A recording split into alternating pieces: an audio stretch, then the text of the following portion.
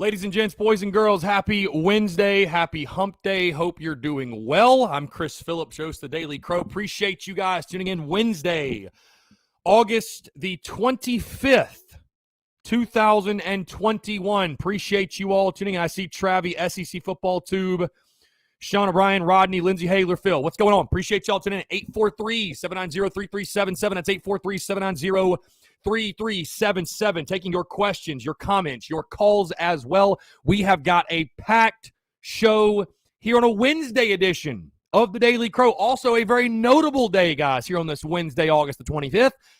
We are going to have our first ever guest for a brief stop-in appearance. Very excited. We're going to be chatting, bringing awareness to an event happening in just a few months. Very excited, guys, to chat with him. Matthew Scott, who is putting on the 8th annual SCYDA softball game, October the 9th. Very excited to chat with him around 12:15, 12:20 or so. The South Carolina Youth Diabetes Association charity softball game. So we'll be talking to him, bringing awareness to that for just a few minutes. Excited to bring him on to the first ever guest we'll be having. Of course, guys, like I told you, really probably starting next week, the guests are really going to start to pick up as I want to get some people in here as we get into kickoff, we get into football season, getting their thoughts, their takeaways, everything else. But again, guys, appreciate you all tuning in. Got a lot to get into, like I said, here on a Wednesday, live noon to 2. It's all brought to you by our friends over at Dason and Shalabi Law Firm. Guys, they're young with experience and aggressive attorneys. They're both former prosecutors who used to represent insurance companies but switching sides. They both worked at larger law firms where they represented hundreds of clients at a time. And guys, they both left to start their own law firm because they understand you're not just a line item, you're not just a number, you're a real human being, and you should be treated as such. They're a small boutique law firm that treats their clients like family. They're going to know who you are and treat you like a client and not a number. They handle injury cases that arise from car accidents and work accidents. Guys, do not try to take on the insurance company yourself. If you're involved in any type of accident, whatever it might be, the last thing that you should be worried about is paperwork, dealing with the insurance company. Let the experts over at Dason and Shalabi Law Firm handle it for you, guys. They use the latest technology to make representation efficient yet effective. Again, let them take care of everything for you guys. You don't even pay them unless they recover money for you. Rami's in Columbia, Curtis in Charleston. They handle cases statewide. They also offer virtual or in-person consultations at no charge. Guys, give them a call today in Columbia, 803-973-0304, or in their Somerville location, 843-388-3368, or, of course, your one-stop shop, their website, dsinjurylaw.com. That is dsinjurylaw.com for more information. Again, guys, it's our friends over at Dason and Shalabi Law Firm. Be sure to check them out and tell them that Chris from the Spurs Up Show sent you. What's going on? 843-790-3377. That's 843-790-3377. Taking your questions, comments, calls. Also, guys, if you're in the Big Cock Club Discord, head over to TDC Questions to be sure your questions are answered. Phil, the TDC Questions channel of the Big Cock Club Discord, says daily weather report for New Hampshire, 86 degrees and sunny. Guys, I'll tell you, we got a busy day today. Here on a Wednesday, I actually did an interview this morning with another podcast, an Orioles podcast, talking Gamecocks, or at least former Gamecocks, right, pitcher Danny Lloyd. You know, the Orioles just drafted him. Of course, we've got the Daily Crow. Went ahead and recorded tomorrow's show, tomorrow's podcast, which I'm very excited about. We've got a big-time interview at 3 o'clock that I will let you guys in on at some point that'll be dropping next week. We've got our live show at 10 Roof tonight, 5 to 7, with former Gamecocks defensive line coach Brad Lawing joining me. We got a packed Wednesday, and I'm fired up for it, guys. Thank you all so much for tuning in. Like I said, here on the Daily Crow today, we have a fantastic interview conversation coming up for you as Matthew Scott joins me to talk about the SCYDA softball game that's coming up in October. Very excited to hear about that. Really excited, man. Got a great day. Got a great Wednesday. By the way, also, quick reminder, quick update to you all, and this is just kind of something I haven't really brought a ton of light to, I guess. Those who have come out to Tin Roof have seen this at this point, and they already know. But I wanted to show you guys. I've got these bad boys right here. Tons of stickers. There's probably 150, damn near 200 stickers in this bag, right? These stickers are to give away for free. Now, I'm not going to mail them because it costs to mail them, but if you come out to any of our live events, any live show I do, if you see me at the tailgate, I will have these on me. So if you see me, you want a sticker, let me know. I promise you I'll have them. They are literally to give away. So I just wanted to bring light to, we got a bunch of TSUS stickers. Want to give those out to you guys just for saying thank you for taking your time to support, show love to the show, come out to our live shows, all that good stuff. Also, you're seeing we're rocking the Viva Garcia. Shout out to my guy SG5. Also, every day is a great day to hate Clemson. So, hey, we're having one hell of a Wednesday. It's a hump day. What do you know? All right, taking your questions, comments, calls, 843-790-3377. Travis says, on Zeb, he says, I don't know if this kid will play or not, but just listen to him. He sounds like a humble guy. I think our guys will be better off with him being in the locker room in any capacity. Will it translate to wins? I have no idea, but something special about this kid. Travis, again, it's really fun, and I talked about this on the show tomorrow, by the way, just takeaways from Shane Beamer's presser, if you will, and, of course, the quarterback conversation is like the number one thing. It's fun to talk about going into week one because we always love talking quarterbacks, right? Like no matter who it is, no matter what team you pull for, everybody loves to talk about quarterbacks because it is the most important position on the field. And I like Zeb Nolan. I watch his media availability also. I mean, I like him. He's obviously a really mature dude. I mean, heck, he's 24 years old. But, dude, he's not going to play more than one game. I mean, it's not – I mean, Luke Doty's this team's starting quarterback. I don't think there's a storyline beyond that. I guess I could be wrong, but – I don't see there being a storyline beyond just week one. Whoever, just go out there, take care of business, help us go win a football game. The second that Luke Doty returns, he's your guy again. That's just kind of the way I look at it. And hey, maybe I'll be wrong. I hope I'm not, though, because I think the best version of this offense and this football team is with Luke Doty behind center. So it's fun to talk about, and certainly once Shane Beamer and Satterfield, they make the announcement, once they make the announcement, we will – everybody's going to go crazy and, oh, my God, we got to, how's the guy going to do? Is there a competition beyond it? But, guys, I think the second that Luke Doty's healthy, he's going to be your starting quarterback. There's no question. He's QB1. He earned it. He was named QB1 for a reason. So when you talk about, though, when you talk about Zeb Nolan, oh, there's something special about this kid. He can help us win games. Dude, he's probably not going to play more than one game. I would ask you this. After Luke Doty comes back healthy, does Zeb Nolan go back to being a GA? You know what I mean? Does he go back to being a GA? So, Derek McLean says the key for us to have a chance to go to a bowl game this year is how well our wide receivers play. That's going to be a major key. You're going to have some guys step up. Rob Youngson, what's going on? Appreciate you tuning in. Reactor Phil. Todd Smith, what's going on? Kevin Applewhite. Appreciate you tuning in, Kevin Applewhite. The Clemson Troll is back. The Clemson Troll. You got to check in on what the Gamecocks are doing. It's wild how Clemson fans just can't mind their own business. They got to check in on what the Gamecocks are doing. I don't know. Sean O'Brien says, how has the 2-hour Daily Crow been for you so far? Any new challenges on your end? Sean, honestly, I think it's been great. It's another hour, but I view it this way, Sean. It is a lot. But honestly, I think the first couple have flown by. And I tell you this, Sean, there are a lot tougher things in life than talking about South Carolina sports. You know what I mean? That's kind of the perspective I try to keep it in. So I think it's been great. I don't know. You guys tell me if you've enjoyed it. I think it's been great. And like I said, especially as we get into, Sean, as we get into kickoff week next week, and then we're in game week every single week, and we're talking about games that happen and previewing games that are happening. And, I think it's going to be a massive success, just in my opinion. Again, we'll see, but I think it's going really well to this point. Brian Welch, what's up with him reporting Amari and Brown has mostly been working at the F slot, which is pretty much like a second tight end. Brian Welch, I'm not going to pretend like I even know what an F slot is. He's working in the slot. That's all I know. He's obviously not a tight end, so I wouldn't get worked up over it. Just my opinion. Let's see. Kevin Applewhite is triggered about my hat today. That's why he's tuning. He's triggered.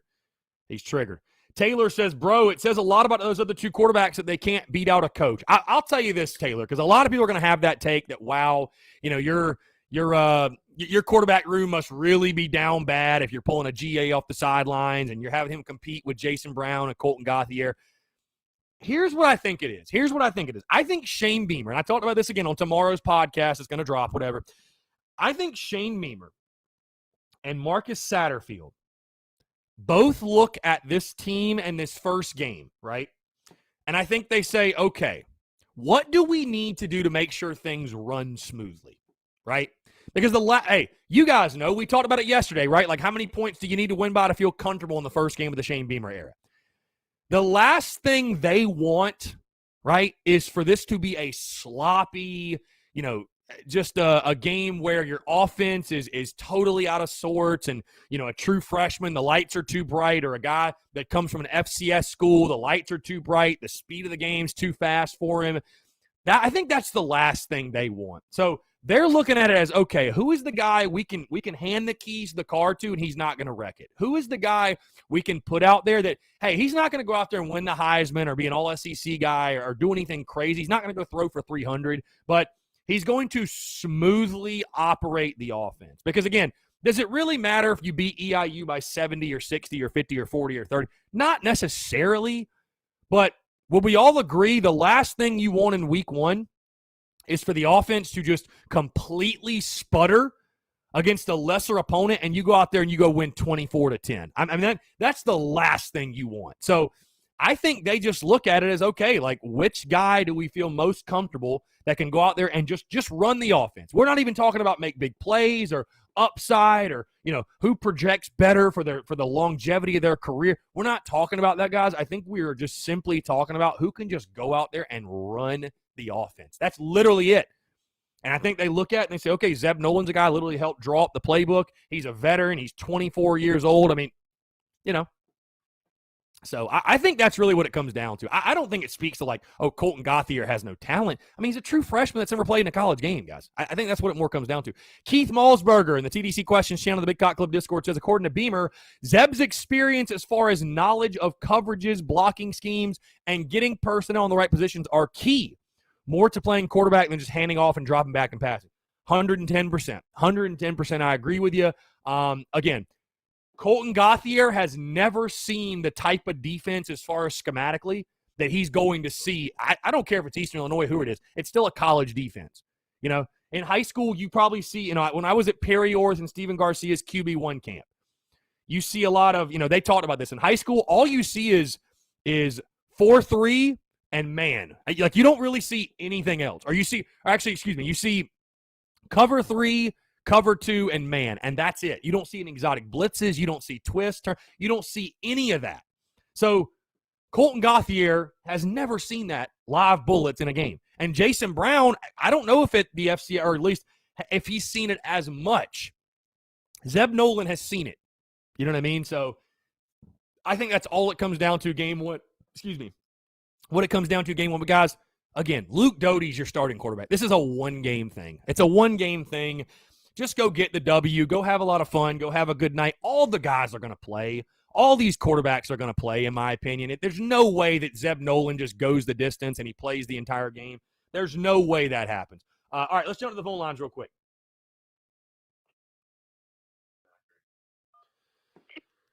Zachary, what's going on? How are you? I'm good, Chris. I don't know what people, want anymore. It's just, it drives me crazy. It's like, we try, Shane Beamer's trying to do the best thing, what he thinks is best, and people are just going off on the old, well, this reached the Muschamp 2.0. That's what I've heard some places, and I'm just like, in hindsight, was starting Colin Hill really all that a terrible idea? And like, it's a hindsight thing. Yeah, it was. But when you first thought about it, was it really that bad? Because you didn't have, you didn't have a Coastal Carolina. You didn't have, any of those, like an Eastern Illinois to warm up against. You're going up against a real SEC team, and you're dealing with a new offense, just like we're dealing with this year. And Colin Hill knew the offense, just like Zeb knows the offense, because he helped scheme it out. So it really was like, we should just try and get the best options to win. And it seems like everybody just doesn't understand that. That's really just my problem with it. Yeah, you really are trying to have some debate on a Wednesday, bringing up the whole Colin Hill thing. I'll tell you this, man. I don't know if you remember this. I was a Colin Hill defender. I mean, basically throughout the entire season. Because I agree with you. I just saw the issues you had, outside of Colin Hill. And listen, I'm not sitting here saying Colin Hill was some great player, but they want to use the quarterback as the scapegoat. Many people used Colin Hill. Most people, they just use him as the scapegoat. Oh, we suck. It's Colin Hill's fault. They're not willing to look beyond that or see the other deficiencies and the problems, whatever. Yeah, I mean, again, you make the point of, I think what you're saying in summary is you just ask people, do you trust Shane Beamer or do you not? You know what I mean? Do you like him as your head coach or do you not? Because if you do, just let him work. Just let him make the move. I mean, let him make the move. It's crazy. I know it's strange having a GA come off the bench and probably start the first game. And I think a week ago to the date, I tweeted that, imagine how crazy it'd be if this guy actually starts. And sure enough, here we are. It's not official, by the way, but we all just think it's going to happen. So, I mean, let Shane Beamer work. Yeah. You got to trust him. I mean, especially if anybody out there is trying to label of like Muschamp 2.0, that's absolutely absurd and foolish. But hey, the beauty and the curse is that people can have an opinion and voice that. And I mean, it's I would just say again, this has come up, but if Luke Doty never gets hurt, we're not having this conversation. Like we're just not. So Luke Doty's the Gamecock starting quarterback. That's it. I know it's fun to talk about because we love talking quarterbacks and people love debating quarterback and all that good stuff. But the second Luke Doty's good to go, who knows? Maybe Luke Doty will be able to play. I mean, who knows? We don't even know that yet. So try to, you don't even have to agree with it. But again, it's like, do you trust Shane Beamer or do you not? That was the whole thing I've said about them naming Luke Doty QB1 to begin with. It's like, I'm not saying Luke Doty's QB1 because I want him to be or because I prefer him over someone else. Shane Beamer said it, and I have no reason not to trust Shane Beamer until proven otherwise. So it's like, are you a fan of Shane Beamer as your head coach or are you not? That's it'll be my question to them. So, no, I mean, all the points that I made earlier that I mentioned, and, I'll keep saying until next week. And if Zeb Nolan's named the starter, I think the reason is they want week one, game one, especially you think Shane Beamer selfishly, man, he wants his debut to be a positive one. He wants it to be a fun one. They want it to go as smooth as possible. And who most likely is going to give you a smooth debut offensively? Two guys who have never taken a snap at this level before, or a guy who is a older veteran player that actually has played Power 5 football? I mean, it's a no-brainer when you phrase it that way. You know what I mean? So, yeah. It's like that's been my thing too. I'm like, I've accepted Luke Doty as a starter because it's not because I want Luke Doty as a starter. Like, if he said Jason Brown was leading the race, I would have been, okay, Jason Brown's even like, they can even say Carter Mitch is leading the race. I was like, okay, he's leading the race. Like, because they see everything. We're not seeing everything, but I don't know. It's and in true what you said, like, we don't know if Zeb's starting, but it just feels like that's where we're going because, like, do you really want to rush Luke back? My things can turn major if, you don't take him seriously. Yeah. No, I mean, I don't think you rush Luke back. Obviously, you don't play Luke unless he's 110% ready to go. I think fans are so scarred from the Colin Hill thing, I guess, that they view this situation like, oh my God, here we go again with some guy coming out of nowhere taking our starting quarterback job. I don't think it's anything like that. Like I said, Shane Beamer's his own coach. He's a different dude. And, like I said, let him work. Either trust Shane Beamer or you don't, but let him work. Let him work. That's it. Let him work, I know it's a weird situation. Yeah. It's strange. Hey, it's the quarterback position battle that none of us asked for. I certainly didn't want it, but here we are. You know what I mean? And it is what it is. And, you're going to beat EIU either way. It doesn't even matter. Luke Doty's going to be back by week 2. So, like, who really cares who they start? I mean, start Dak Joyner and run the triple option for all I care. It doesn't matter. You're going to beat East Illinois. Doesn't matter who you play, So there's no point in getting worked up who starts this game. There's just no point. There's no point, So. Yeah, but like you said, people have their opinions, and I'm seeing people get all worked up, and it's well, I mean, Zachary, some people are idiots. I don't know what else to tell you. I don't know what else. Some people are idiots. Like, I don't know. I mean, they're all gonna play. It doesn't like Spurrier used to say. It don't matter who starts. It matters who finishes the game. They're all gonna play. What difference does it make? You know what I mean? Again, it's if you just sit down and think about it critically for 2 seconds, you can I mean, it's a weird situation. Don't get me wrong, but you can understand why they're doing it. Hey, the plan was for Zeb Nolan to be a GA for the entire year, and none of us would have ever even known who he was. But you know what? Plans change when your starter gets hurt. That's all you can really say. So, yeah. All right, Chris. Thanks for taking my call. Zachary, I appreciate it, man. Thanks so much. Good stuff. 843-790-3377, guys. We're going to jump to our guest. I think he's ready now. Again, like I told you guys, the first ever guest on the Daily Crow. Very excited to have him on, and we're going to be doing this more often, of course, as we get into game week and talking Carolina football and talking game a lot. But I wanted to bring awareness, and I'm going to let him jump in here and give you guys the rundown on what's going on. Matthew Scott joining the Daily Crow. Let's see. This is the first time we're doing this, Matthew, so it might be – make sure it's going to work. Can you hear me okay, Matthew? I can hear you loud and clear. How about me, man? Wait. I got to make sure I can hear you. Let's see. What's going on? See. You're the guinea pig right now. You're the guinea pig. Hey, I'd rather be the guinea pig. But... Hold on 1 second. All right, now let's see.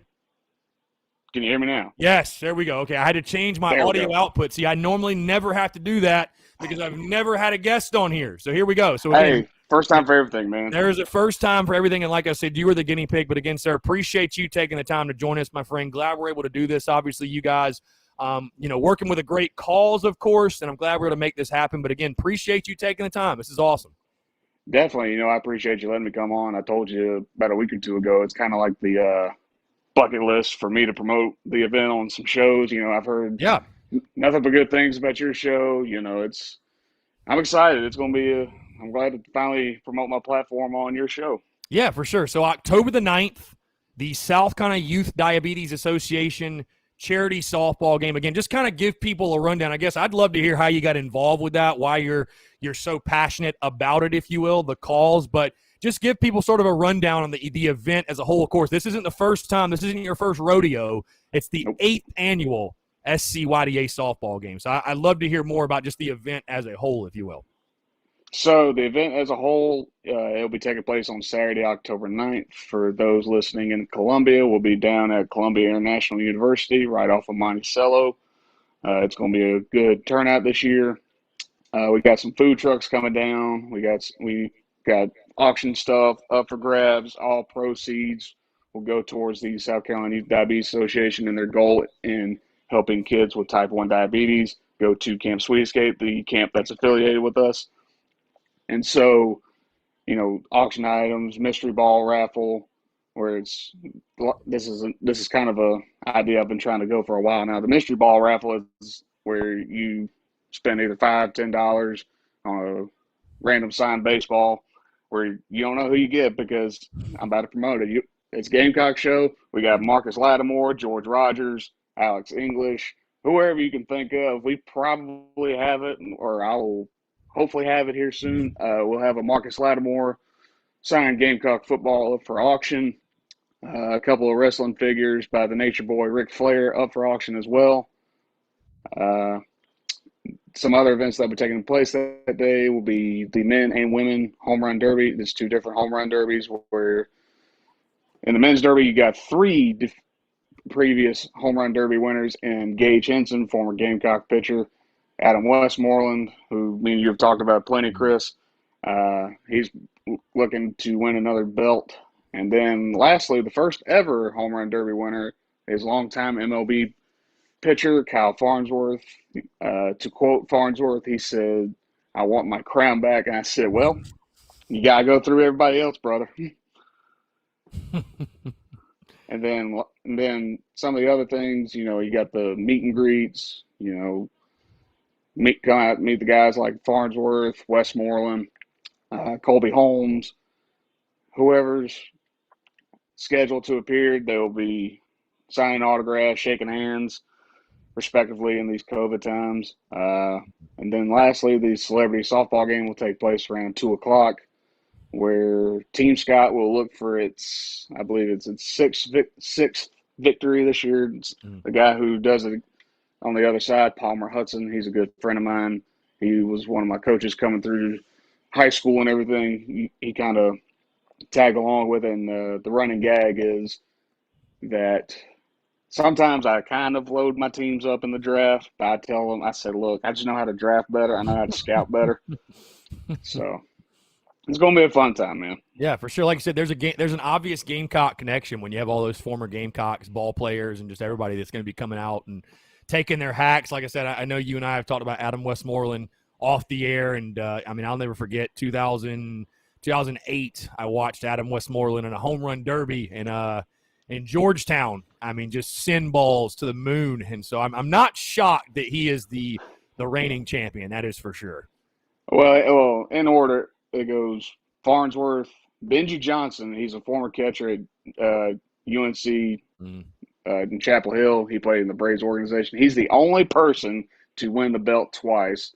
Then you got Westmoreland, Ryan Slack, who won in 2018. He was a member of the Texas Rangers organization. And then last year with Gage Henson. Gage is the defending champion. Oh, Gage is defending. Okay. Gage is defending. Well, Still a Gamecock defender. That's impressive because Gage is not like a huge guy, I feel like. I mean, it's that PO power, man. Yeah. Pitcher hacks. Pitcher hacks for sure. And like you said, you guys are going to have the home run derby. You're going to have the celebrity softball game. Again, a great event, October the 9th. You said it's at Columbia International, correct? Yep. Columbia International University.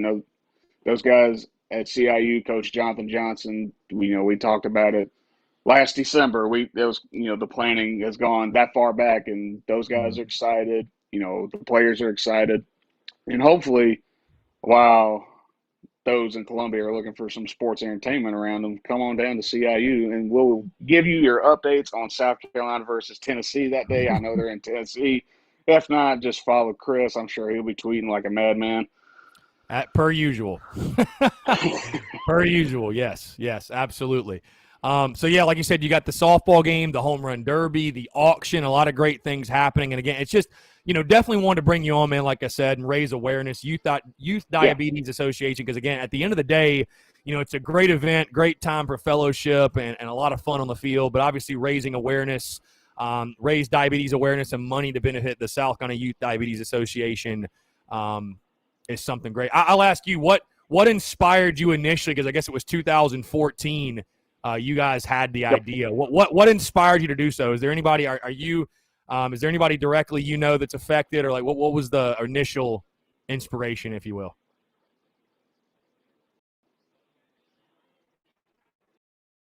Well, me personally, Chris, I'm type 1 diabetic. Okay. I've been diabetic for 16 years now. I was diagnosed 2 days after I turned 7.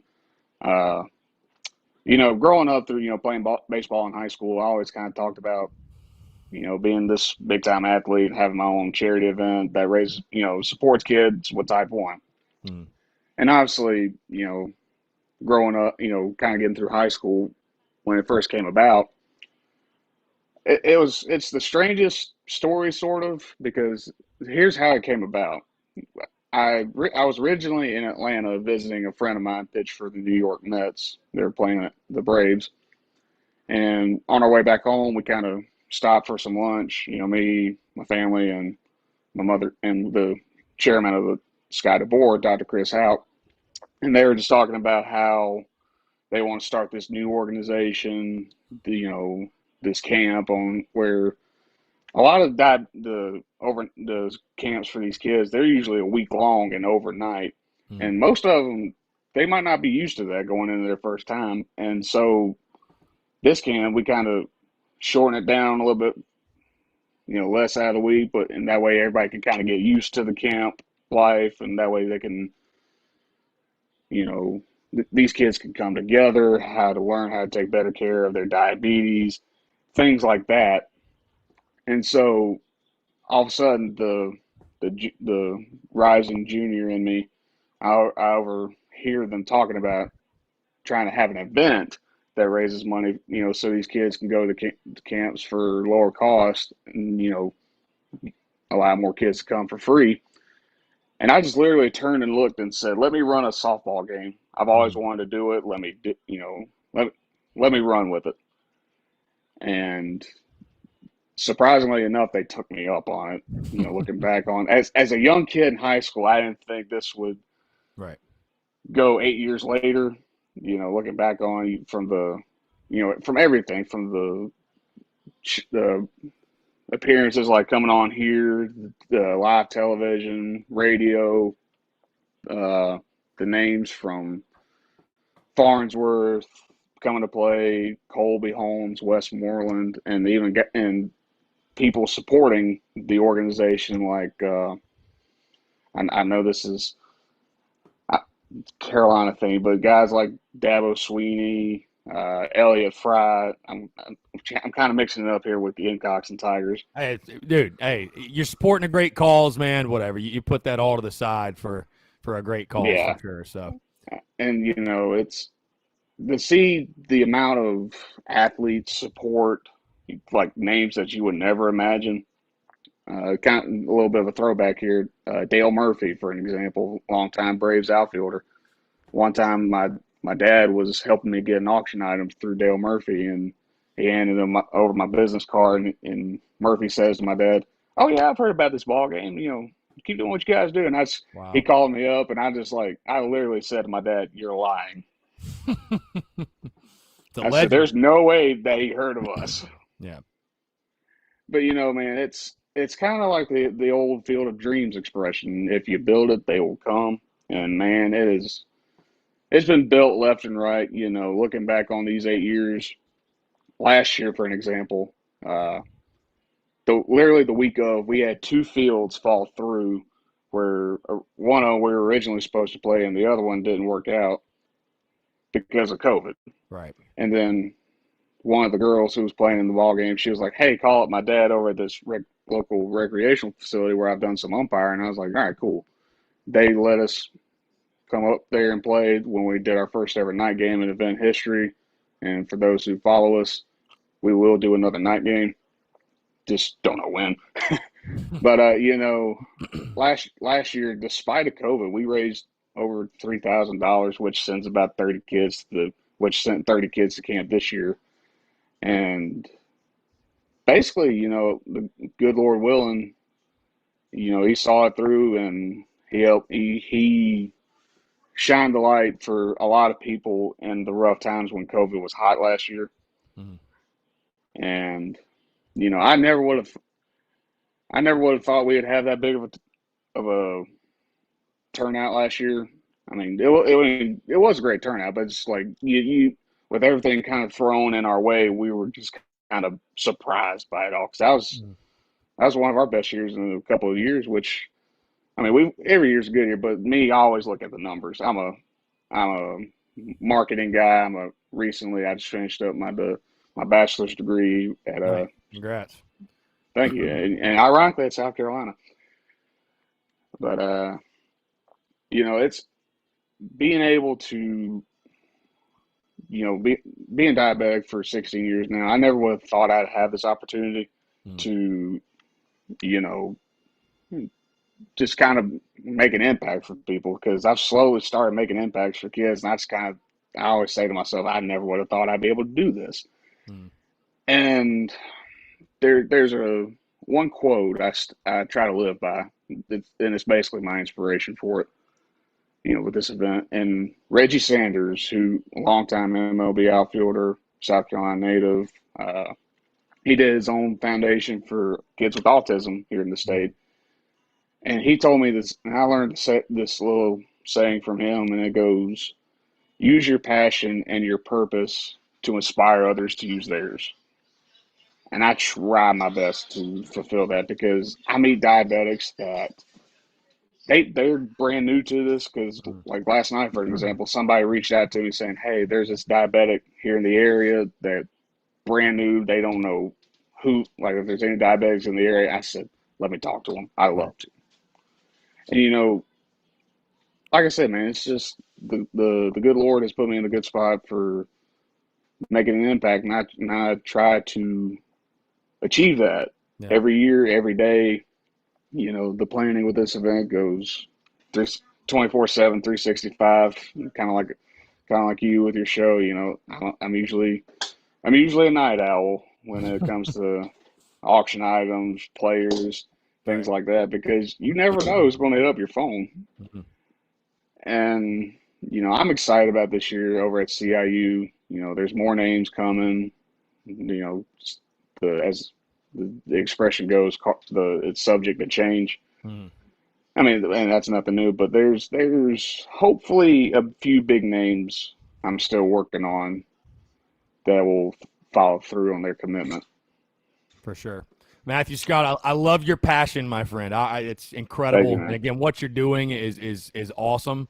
The money you guys are raising, obviously the impact you're making, it goes beyond words. So I would say thank you for the impact you're making, and I appreciate you joining the show, man. Again, he's Matthew Scott, the South Carolina Youth Diabetes Association charity softball. I mean, let people, I'll let you plug it. Let people know about the website they can go to, because I know I didn't bring that up, the website they can go to, and then just one more time, the event, date, time, all that good stuff.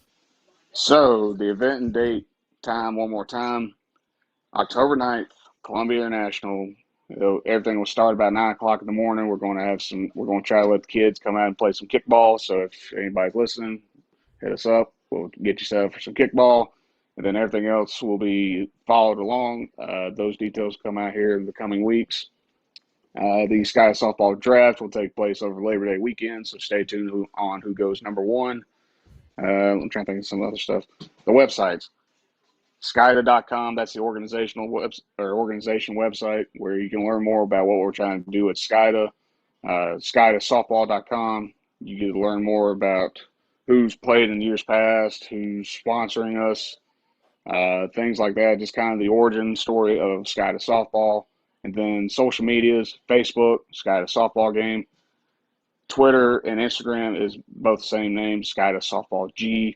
And lastly, wherever you get your podcast, the SKYDA Softball Podcast is available for listening. We're slowly getting some more episodes coming, so stay tuned for that. Who knows? Maybe we'll put this crossover episode on our podcast.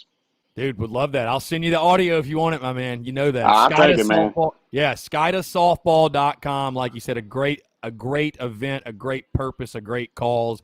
And again, a great dude leading it all, Matthew Scott. I appreciate you taking the time, man. It's a pleasure. Definitely as it gets closer, let's do it again and just make sure everybody is in the know when everything's happening. And, yeah, I appreciate you taking the time, my friend. Glad that I could help shed some light on such a great event that's upcoming. So I appreciate it, and just let me know when. I'm all ears, and for the Gamecock fans listening, I'm all in for this year's ball game. It's going to be a fun one.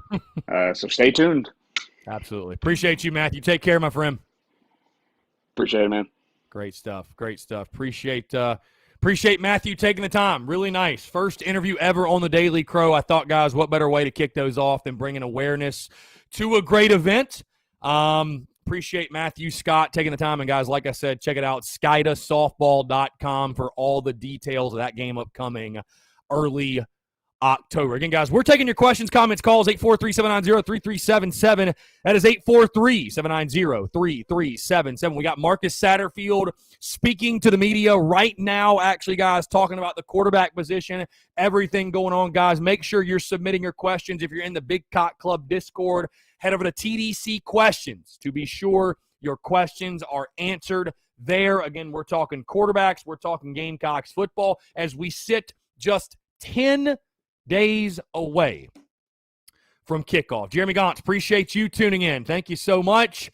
All right, cool. I feel like this is a good time for our 5-minute break. We'll probably do one this hour, do one next hour. And, yeah, so again, appreciate Matthew Scott joining us, SKYDAsoftball.com. Be sure to check that out, guys. And, again, appreciate y'all rocking and rolling with that conversation. And the first ever interview on the Daily Crow. I think the first ever interview I've ever had on a live stream, period. So there we go. We're moving on up. We're doing big things. Like I said, guys, Marcus Satterfield speaking to the media as we speak. Would love to take your questions, your comments, your calls. Who do you think is going to start quarterback week 1? What are you expecting in the Gamecocks game against the IU? And I'll continue the conversation from yesterday. How many points do the Gamecocks need to win by for you to feel comfortable at the beginning of the Shane Beamer era? That's all coming up next. You're tuned in to the Daily Crow. Appreciate you guys.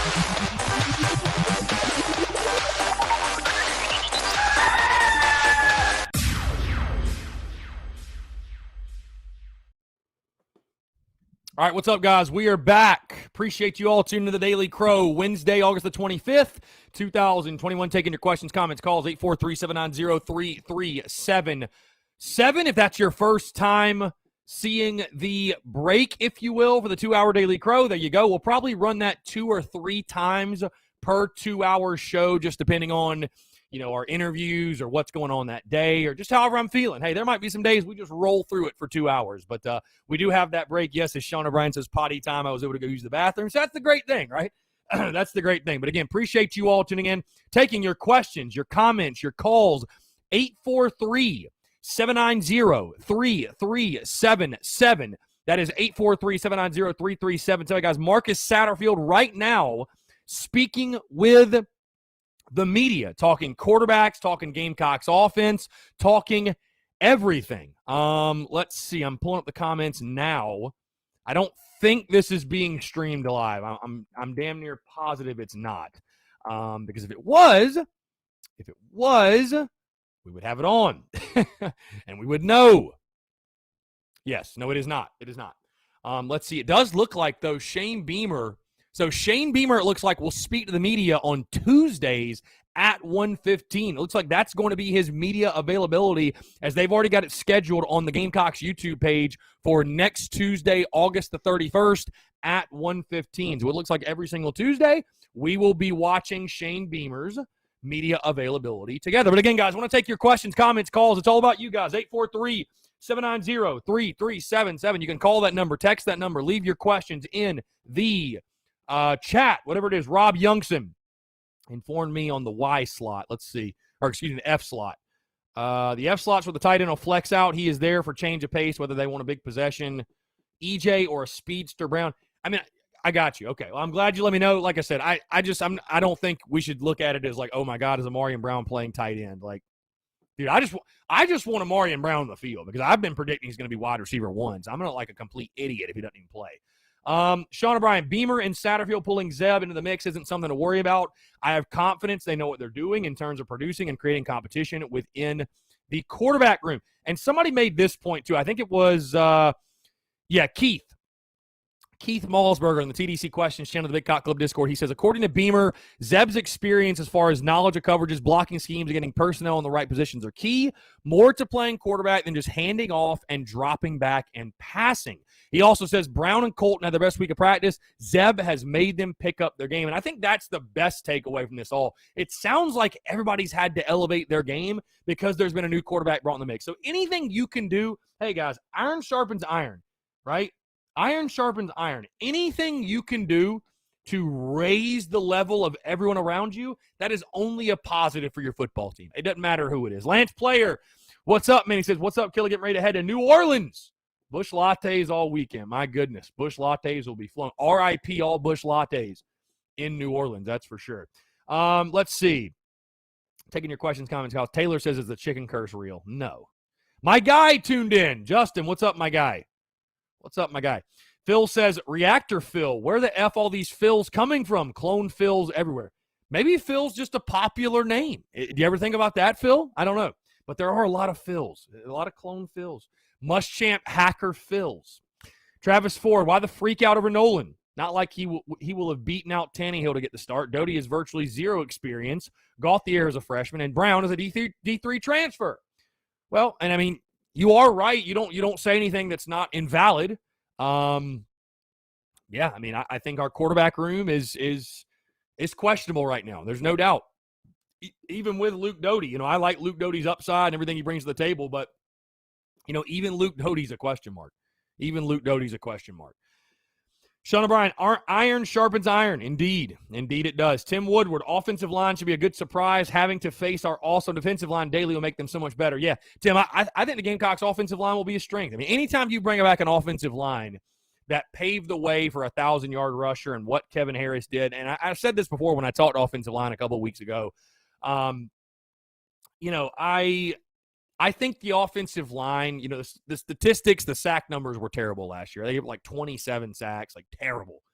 But I think they were unfairly demonized in regards to the sack numbers because you had a guy like Colin Hill behind center who had brick shoes and couldn't get away from any sort of pass rush. So I think the offensive line is solid. I'm not saying it's the best in the SEC, but I definitely think it's a great place to start in regards to building your offense in Shane Beamer's first season. All right, let's turn to the phone lines real quick. David, what's going on, man? How are you? Good afternoon. Keep up the good work, man. I really appreciate all you do. I appreciate you, David. Thank you for the kind words. The interview you were doing, first thing that popped in my head was that if somebody could get in touch with Elliott Fry, I feel like he would be glad to help out with that project. Second thing, like I told you before, if a quarterback can go from a grocery store to a Super Bowl, not really that far-fetched, they could go from a GA to playing against Eastern Illinois. And the third thing is, look forward to meeting you. I'm on the way to Columbia right now. Have a good day. Awesome. Appreciate it, David. Looking forward to it, man. Thank you. Thank you. Good stuff. 843-790-3377, guys. It's 843-790-3377. David Garrick on the way to Columbia. What do you know? Hey, going to be a fun night tonight, guys. Tin Roof, 5-7. Brad Lawing, former Gamecocks defensive line. That's a name right there, by the way. And like I said, I don't think Brad's tuned into this. Obviously, I know Brad's retired and has better things to do during his lunch break or whatever. But I'm actually giving Brad one of these. And the reason I'm giving him one of these is in case you guys maybe forgotten, Brad Lawing recruited and was the main recruiter in recruiting DJ Swearinger. So we've actually got one to give him. I don't even think Brad knows that yet. But, no, it's always a great conversation. I've had Coach Lawing on my show a couple of times. Looking forward to having him on more throughout the season. Of course, he knows Shane Beamer, worked with Shane Beamer, and I think we had him on the show. It was a couple of months ago now, but it was over the summer, and we talked about Shane Beamer and everything that had happened, of course, and really, really looking forward to it. So you guys definitely come out 5-7. They've also got $10 wings and $3 drafts, guys. You can't beat it. Beer, wings, Gamecocks. It's nothing better. So come on out, Tin Roof in the Vista, downtown Columbia, by the way, in the Vista, 5-7. We're out there every single Wednesday. Going to be a really, really, really good time tonight. Travis says, seems like Zeb is a team guy. When Doty gets back, he'll give Doty his full support. Said he wants the best for the quarterback room. Can't have anything but respect for that. Yeah, absolutely. I mean, I think Zeb is there just to help the football team. That's it. That's a good attitude that he has for sure. Doc Graybeard. No one. Let's see. Let's go up to his previous. Playing quarterback in today's offenses requires a player to be able to audible into the right play, protections, blitz pickups, knowing your hot route on, and know when to throw to. Receivers running poor routes and not picking up on blitzes. They didn't help their quarterback much at all. Yeah, I agree 110%. Sean O'Brien says, Chris, are you using the Yik Yak app? Cola is hilarious. No, I am not. No, I downloaded it for a second because, Yik Yak was around when I was, going through college or whatever. I downloaded it for a second. I was like, dude, I don't, this is a complete waste of energy reading these comments and everything else. So, no, I'm not on Yik Yak, if you want to know. Jimmy Medeo says, Natty Light or Bush Latte? If I had to pick one, I'd go Bush Latte, man. It's the only beer with USC in it. You got to pick that. Let's see. Kevin C., between Cam, Kevin, and Luke all being questionable for EIU, seems like the lineup could change a lot between week 1 and week 2. It certainly could. I'll be honest with you guys. I don't think Cam Smith will be ready probably till week 3. I mean, we're talking about a guy that really, I don't think he's even gotten out the cast. I might be wrong, but the lineup could look a lot different. You are right. You are right for sure. Travis Ford says if Zeb plays week 1 and we win, play him until he shows he needs to be pulled. We cannot lose to ECU. ECU may be the biggest game for us since the SEC championship game. Travis, I hear what you're saying. I disagree, though. Zeb Noland is literally playing because Luke Doty got hurt. You should not be losing your job because you got a foot sprain. So Luke Doty's his team quarterback. He's QB1. The second he's healthy, you put him back in the lineup, in my opinion. Let's see. Phil says Colin Hill with rocket shoes couldn't even get away from a drunk toddler. Wow, that's one way to put it. Tyler Knoll says, Doty won't be back for game 1. Let's be real, and realistically, they don't need him to play week 1. Zeb will be serviceable against EIU. Doty will be back week 2, ready to go. He'll get his first start and road game under his belt for the season, getting him ready for the trip to Athens. Yeah, like I said, I just think I understand, the thought process. Oh, well, don't pull the guy until you lose a game. Luke Doty is this team's starting quarterback in my mind. Luke Doty is this team's starting quarterback, period, point blank. I think the second he's healthy, you put him back in there. So Travis Ford put back and lose at ECU, and it's a bullseye on Beamer. I mean, Travis, you're insinuating that the offense will run better, more efficiently, more effectively with Zeb Noland under center than Luke Doty, and I just completely disagree. All due respect to Zeb Noland, I think he's a guy you can give the keys to in week 1, and he won't crash the car, and he'll run this thing smoothly, but he's not your best quarterback on your roster, and I don't think it's even close. So, if you're gonna lose, if you would lose to at ECU with Luke Doty, you would lose with Zeb Noland. Like you play the best available player. You play the best available player, Travis. So I just Luke Doty when healthy is the best available. I mean, Doc says that Zeb would absolutely have to ball out to surpass Luce. I don't think there's anything, Doc, that Zeb Noland can do in week 1 to take the starting job. Like that I want to go ahead and nip that in the bud. That does not need to be a storyline. That does not need to be a storyline going from week 1 to week 2. I don't care how good Zeb Noland plays. There should be no conversation of Zeb Noland taking Luke Doty's job. Absolutely negative a billion. So Luke Doty, when healthy, is the starting quarterback. As Phil says in the TDC Questions channel in the Big Cock Club Discord, Luke Doty, when healthy, is the starting quarterback. Keith also says in the TDC Question channel, Beamer is waiting to see if Doty is healthy before naming a starter. So seems to me he's hands down QB1. Yeah. No kidding. Skyland Reed Davis, what's up, my guy? Skyland, Darius Rush, cornerback 1, and Dial, cornerback 2. Yeah, until Cam Smith gets back, that is the lineup. Travie, what happened to Cam? Didn't even really hear how he got injured. All I remember seeing him sitting on the bench with a boot on his phone. Yeah, I mean, just over the summer, I have no idea. Just no idea. Travis Ford says no, just saying we should have no major expectations from Doty. I don't think anybody's got crazy expectations of him, but again, with Luke Doty's skill set, I believe he is the best option for the football team. And obviously, again, he was named QB1 at the spring game. Shane Beamer and Marcus Satterfield, they believe that as well. Ryan Cawthon says, I hear you, but unfortunately, it will be a storyline. Ryan, I think Zeb Noland would have to play out of his mind. I think he'd have to play out of his mind for it to be a storyline. If he goes out there and just kind of has a pedestrian game, whatever, nobody's going to be sitting there saying, oh, this. I think more fans are going to be like, no, because they don't want to see a Colin Hill 2.0 situation. Fair or unfair, I think that will be the initial thought from people. I think that'll be the initial thought from fans. Like, oh my God, we can't have another Colin Hill situation. So I don't unless Zeb Noland goes and throws for 400 yards, I don't think it's a storyline. I think the second Luke Doty is healthy, he's a starting quarterback, and I think that's pretty much understood from everyone around Gamecock football, including the fan base. All right, let's jump out to the phone lines real quick. Skyland, what's up, man? How are you? What's up, my man? What's going on? How you doing? Good. Just calling to give my opinion on the quarterback situation. And usually I don't state opinions. I state facts. And I'm not trying to be cocky and ignorant, but right. The truth's the truth.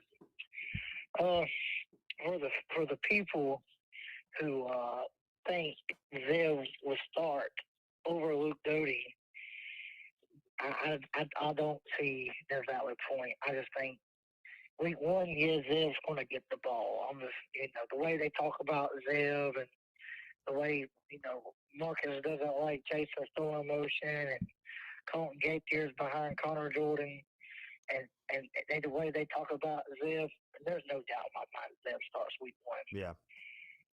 Now for Luke, there's no reason to start Zev after Luke's healthy because there's no upside there. Right. You're going to lose experience. You're going to lose all these games with Luke as next year's quarterback because Zev's only got 1 year eligibility left. He is not their primary option. Right. If you start Zev over Luke, there's no upside. What do you gain for that? Right. No, I agree. See, a lot of people, Skyland, would come back at you and say, oh, well, then, that was the case last year. But last year was a situation where you had a head coach who was trying to save his job. That's not the case this year. So, yeah, you most certainly, if you want to view it that way, I think Luke Doty's the best quarterback on the roster, period, either way. But, yeah, if you want to view it that way, dude, this is the year to take your lumps. Like, you're Shane Beamer. This is the year to play your guy and take your lumps. You know what I mean? Like, it is. Exactly. Right, because your job's not on the line this year. There's no job security to deal with and worry about. I think fans have realistic expectations for what your football team's going to do this year. So, you play the guy that's going to be your starting quarterback for the next few years, at least this year and probably next. So, yeah, I mean, and again, dude, I'm sorry, but if Zeb Nolan, if they really thought he had a chance to start over Luke Doty, the guy wouldn't have been a GA for the first week and a half of fall camp. He would have been on the field in a jersey. There's no question. So.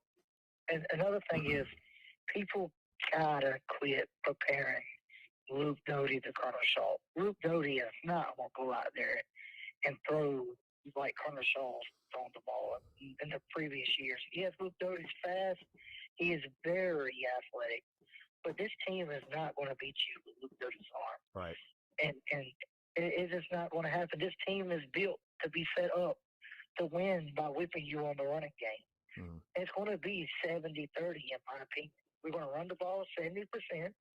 We're going to throw the ball 30%.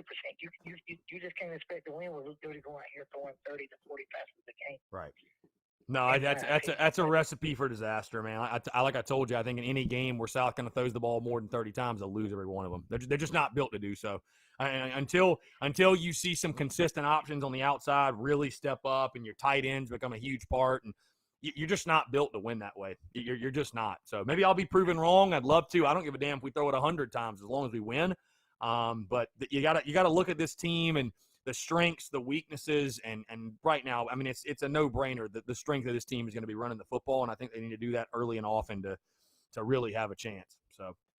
And I'm not bashing nobody or no player because the fan base loves the Kerryon Joyner, and I do too.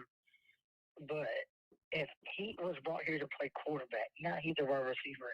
If that don't tell you how the wide receiver room looks, then obviously you don't know football. I mean, Luke Doty was moved to wide receiver last year. I mean, you see what I'm saying? Oh, yeah. You had your two quarterbacks playing wide receiver. That doesn't tell you how shallow that wide receiver room is. Then right. I don't know what else to tell you. No, I mean, listen, no offense to Mr. Atkinson. Yeah, I mean, no. Yeah, bro. I mean, listen, I gave the receiver room what did I give him, a D- for a reason. I mean, that's bottom line. So I'm not really generous. I'm not giving him any credit. That's right. I gave him a D- because I said I feel like an F grade would say there's no potential at all in the room, and I don't believe that. I think there's some talented players in there. I think Amarian Brown could be nice, and maybe there's some guys in there that could step up. But yeah, I mean, realistically, man, it's do what? Yeah, no, I know, yeah, yeah. Well, realistically, it's one of the worst. Came out there and said he has COVID? Yes, it's one of the worst wide receiver rooms in the SEC. So, if not the worst. So. Then I personally think you're in trouble with Darius Rush starting to cornerback one. Yeah. Well, I mean, listen, Shane said it yesterday. His biggest concern is just going to be a lot of guys that, I mean, Darius Rush is a converted wide receiver to DB. I mean, it's, that's what I'm trying to tell. That's what I am going to be spending the next week and a half. Yes, I'm excited. Yes, I'm fired up. We're all going to be, we're all amped for game day. But if you haven't noticed, I've been spending the last week or so, and we'll be doing so the rest of the time, the rest of the 10 days till kickoff, just making sure we're keeping things in perspective and we're being realistic because, again, this is going to be an interesting season in the sense where Beamer's just trying to plug and play and just squeeze blood out of a rock with this roster in regards to getting the 6 wins. I mean, truly he is. Truly he is. So, yeah, just keep in mind, man, like the guys you're depending on, they're guys that have never done it before. And so we have no idea. We have no idea in a lot of instances how there are many, many more question marks than there are proven commodities on this Gamecocks football team. I mean, you think about it. The only proven commodities are Kevin Harris, J.J. Enagbare, I guess you could say Nick Muse. And outside of that, you have no clue. I mean, truly. I mean, I'm high on Luke Doty, but hell, we don't know what he's going to be week to week. We don't know yet. So, and to be honest with you, I do not expect Kevin Harris to have the year he had last year. Well, I think just based off of, I mean, he's not even probably going to play week 1 because he's not healthy. But I mean, also, I mean, Marshawn Lloyd enters into the mix, and I mean, so I think just based off of that, I don't think that. he'll have the statistical numbers. I don't think he'll have the statistical. I mean, I still think he'll be a really good player for us, but yeah, I don't think you can expect him to run for 15 touchdowns again. I think Marshawn Lloyd's going to take some of that workload from him, if you will, which is a positive. I'll say. The question to ask is, I'm curious. So everybody has their own opinions. Is the team worse? Well, not worse. That's not a word. It's worse when Spurrier left or when Muschamp left. I mean, yeah, I'd say the team is much worse now. Yeah, I mean, especially after all the transfers, and I mean, yeah, what would you say? I think the roster's in a much worse spot than it was when Muschamp took it. I would say much worse spot now. Yeah, there were some really good ball players on that 16 team. There actually were that turned out to be really good ball players. So I mean, let's just put it to you this way. Again, this is not meant as a slight at anyone, but this is a, in that 2016, you weren't depending on a bunch of guys that were coming from D2 and FCS schools. These were all guys that were like pretty damn good recruits. You know what I mean? So, call it for what it is, man. Like I said, when you're depending on the amount of guys that South Carolina is from lower level schools, it's just concerning. Just call it for what it is. It is concerning. Bottom line. I mean, that doesn't mean they're not going to all go ball out and be great players, but as we sit here right now, August 25th, 10 days to kickoff, it's a little concerning. It is. So. And another thing, if you can't beat Eastern Illinois with your sixth-string quarterback, you don't deserve to. Right. I mean, you should be able to run the ball every single play and beat EIU. So. Yeah. I don't think that'll be an issue. You should be able to get an offensive lineman out there and just beat them. Yeah, for sure. Well, Skyler, hey man, I appreciate I appreciate the call, man. We'll definitely we'll link up soon. Obviously, you're going to be here down here with the first game, correct? Oh, of course. Yeah. All right. Cool. We'll talk soon, then, man. I appreciate you. All right. All right. Thanks, man. Later. Great stuff. 843-790-3377. That's 843-790-3377. We got a text here on the text line. It says, I'm not as worried about how many points we score against EIU as I am how many we allow. They shouldn't have more than 10 if our defense is what we're being told it will be. Are we being told that our defense is going to be like elite or legit or anything? I mean, I feel like the expectations, at least from my end, I think the expectations for the defense are they're not high. They're not extremely high. We'll put it that way. Again, guys, tons of comments coming out right now from Marcus Satterfield, Clayton White. I'll have all those for you after we get off of here. But again, right now we're locked in. Your questions, your comments, your calls, 843-790-3377. Our favorite Clemson troll, Potato, is back. And he changed his username, and this is sad. It really is. I don't think Potato's logged on to a stream since baseball season when the Gamecocks took 2 out of 3 from Clemson in pretty easy fashion. He says, y'all are excited to go 4-8. Gamecocks have an FCS roster, and you think you'll make a bowl game. That makes sense. Potato, why don't you drop your predictions? I challenge you. Go start your own podcast and drop your own predictions in.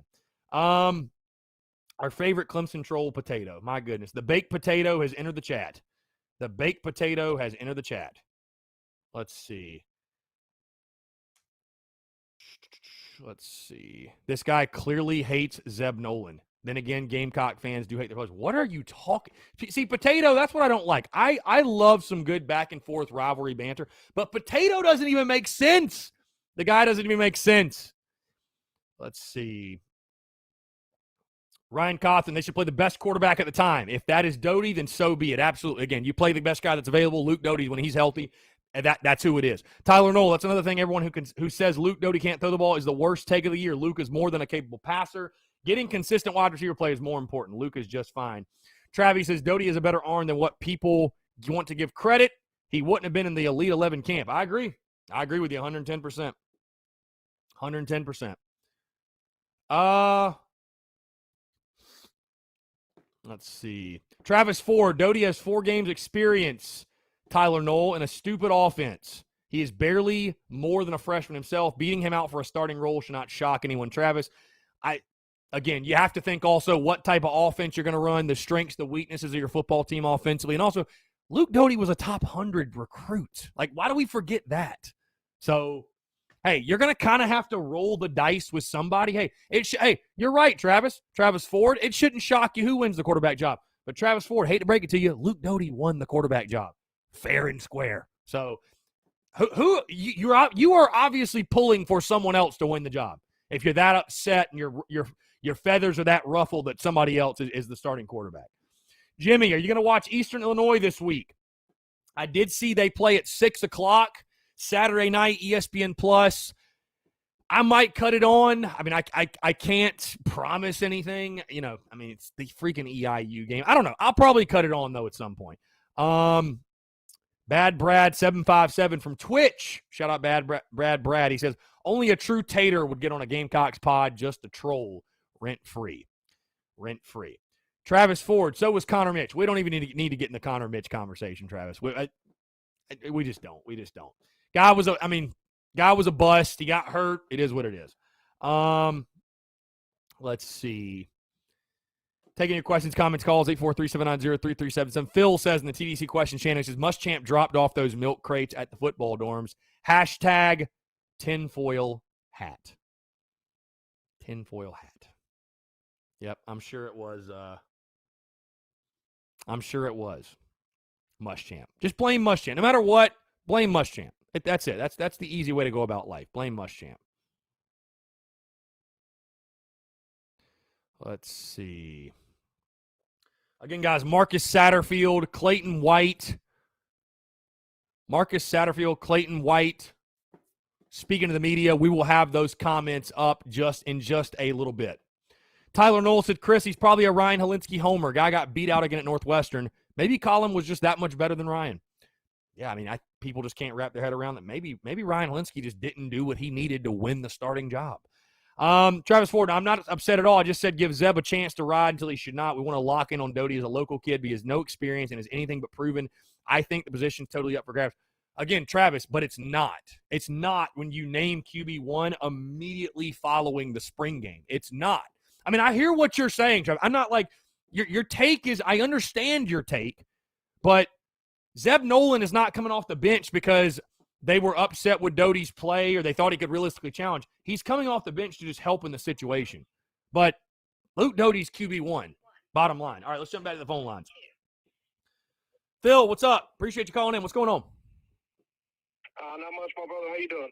I'm doing well, man. Doing well. What's going on? I just wanted to make a comment about some Clemson fans that love to come into our chats and stuff like that. I cannot imagine, under any circumstances, being so much of a loser or so bored to go into my rivals' streams and then talk crap. We are living in their head rent free, man. Like, they've got a team that is just a shoe in into the playoffs every single year because they play in one of the weakest Power 5 conferences in the nation.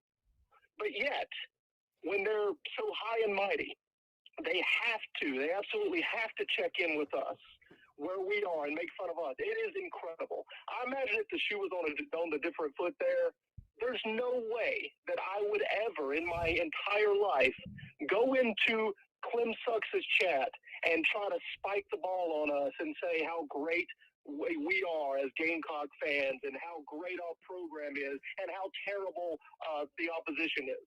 It just would not happen. But, of course, it happens the other way around because they're just completely classless, losers, pathetic.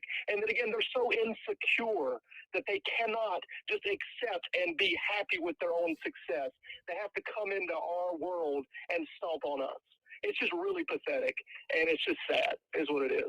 Well, it's funny because they talk about, like, the little brother thing, little brother. It's like I feel like you're just projecting – what you feel about your own self. Like, there's a little brother complex that Clemson has. I mean, and I don't know that any amount of winning will ever make it go away. It's like Clemson knows they're not the state university and they were second, and it'll just always be that way. And it doesn't even matter what the on-field results say, even though Clemson should have no worries at Carolina. They're always keeping tabs on what Carolina is doing, no matter what. Yeah, you're exactly right. Their insecurity stems from they play in such a weak conference that, they're beating up on, Wake Forest and these cupcake teams that they schedule to make sure that they have one of the easiest schedules. I think there's an article written that they are the easiest schedule in the entire ACC, which is already a weak conference. I did see that. I mean, Yeah, again, that is where the insecurity stems from. If they were in the SEC, we wouldn't even be having this conversation about them being in a 14 playoff. It would not happen, period. That is where their insecurity comes from. So they get high and mighty about beating us up when we're a program right now that's going to have to rebuild from a bad hire. So, I mean, have fun with that. You know, it's really pathetic, and it's just laughable, man. It really is. Very well said, Phil. Very, very well said. I think Potato is probably going to go into a fetal position for the next 3 or 4 months until he decides to show his face back in the in the stream again. All right, partner. Have a good one. Phil, appreciate it, man. Thanks so much. What a call. What a call. The call of the day.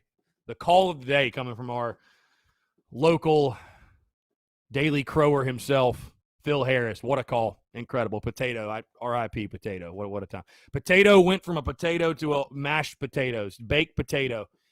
Baked potato. Love it. Love it. Love it. No, Sean O'Brien, you're right. If we ignored him, he'd leave in 10 minutes. But you know what? Potato doesn't show his face often. So I'm like, you know what? When he does, let's give him some hell. Let's give him a little hell. Let's see. Again, guys, 843-790-3377. That's 843-790-3377. Taking your questions, comments, calls as well. Probably in about 15 minutes, maybe 10 minutes, we'll take our final 5-minute break, and then we'll run through this thing till 2 o'clock. And we're live Monday through Friday, noon to 2, just in case it's your first time tuning in the Daily Crow, noon to 2, live each and every single day here on Facebook, YouTube, Twitch, and Twitter. Appreciate you all tuning in. Let's see. Let's see. Yes, Jonathan Lee. I think this is a great take. Jonathan Lee says, this quarterback talk is just to be able to cover until Luke gets back. Best man needs to play. Bottom line. And the best man's the guy who was named QB1 at the spring game. That's it. So, Jimmy, are you going to live feed Beamer's press conference? Yes, each of the press conferences that he has, we will do that. It looks like his next one is next Tuesday at 1:15. So if you were tuned in yesterday, Jimmy, we did live feed that. We'll continue to live feed those each and every single Tuesday. I'm assuming that's going to be Shane Beamer's day for media availability even in the season. I'm thinking so. Or whatever time he does it, yes, we will go live for that, especially if it falls. If it falls in the 2-hour window of the Daily Crow, we'll certainly be live for it. I know that the previous staff, the previous regime, he went live at 12:30, I believe, on Tuesdays. It looks like Shane Beamer might do 1:15. So Travis Ford, quarterback position, likely comes to life with Braden Davis. Maybe so. Maybe. Hey, Travis, I'll tell you this, Travis Ford. I'm not pulling for one guy or another guy to win the job. I don't care who the starting quarterback is. I just want to win games. And that is, Shane Beamer's got a lot of priorities in taking the job, a lot of things on his checklist he's trying to get done. Priority number one, arguably, I believe, you got to find your guy at quarterback. You got to find the answer at quarterback because you're just not going to win at a high level. You're not going to win in big-time college football if you don't have that guy under center. I'm not saying you got to have a Heisman Trophy winner. I'm not saying you got to have an All-American, but you just got to have that dude. You got to have the leader of your football team. You have to have that guy that can run your offense and be efficient and give your team a chance. If you don't have a quarterback, you don't have a chance. So is it Luke Doty? Is it Colton Gauthier? Is it Braden Davis? Hell, is it Jason Brown? Whoever it is, Shane Beamer just has to find that quarterback. That's it. He's got to find that quarterback. So, again, I don't care who it is. I just want to find somebody because South kind of really, since Dylan Thompson, they had Jake Bentley, but he was extremely inconsistent. Carolina has not had that true star under center since Connor Shaw and Dylan Thompson. They just haven't. You've had some guys here and there that have played some decent football. Like I said, Jake Bentley did some decent things. It's hard to judge really anybody in the previous regime because of the offensive coordinators they were under, the head coach they were under, but you got to solve that position. You have to, of all the positions you need to figure out, you got to solve quarterback. You have to solve quarterback. Period, point blank, bottom line. So, I think that's a major, major priority for Shane Beamer. Yeah, Kane Moore. Yeah, Josh Pate said it. I believe he said it on my show, correct? He says, if we can find that guy, Shane Beamer will have pushed a snowball down a hill. Yeah, I believe he said that on our airwaves. Yeah, so. Doc Graybeard says, I think you were funny. Doc, I appreciate that. He said, heck, it's just banter. And then we have a long way to go Notre Dame. Yeah, for sure. I'm glad you think I'm funny, Doc. Let's see. Jonathan Lee, as long as any of the other quarterbacks don't stand in the pocket like a statue, a.k.a. Colin Hill. You're right. Let's see. Jonathan Lee, do you think Gunner's a dog and no way we can pull him back into the fold with Connor Shaw? No, I don't. I think that ship has sailed, man. We've got Braden Davis, and I think we're pretty happy with that. So I think we're pretty happy with that. Doc Graybeard says Deshaun started Clemson's run. It takes an elite quarterback to be in contention. One elite quarterback, more come and others. Yeah, absolutely. I mean, dude, you got to have that guy. You got to have the quarterback. You got to have the quarterback. Bottom line, you got to have the quarterback. Jay says, get Gamecock legend Kurt Roper on the show. Oh, my God. Please don't utter that sentence ever again. Don't utter that name in my presence. Don't utter that name. Don't utter that name. Sean O'Brien, recruiting isn't just for finding players to play, but for finding dudes to make each other compete. Look at the depth at every position at every powerhouse program. Indeed. I mean, listen, there's only so much you can do in recruiting in regards to, hey, you can go recruit big-time players and all that good stuff, but you don't know how they're going to react when they get on campus. But, hey, here's the thing. The more big-time players you recruit, the more good football players you sign, the more good football players you get in your building and in your program, I mean, the better chance you're going to have of being a really, really good football team, because some of those are going to rise to the top. The cream will rise to the top. The best players are going to play, right? So if you have a bunch of great players competing for limited spots, yeah. I mean, look at the South Carolina team from 10 to 13, man. That's all it was.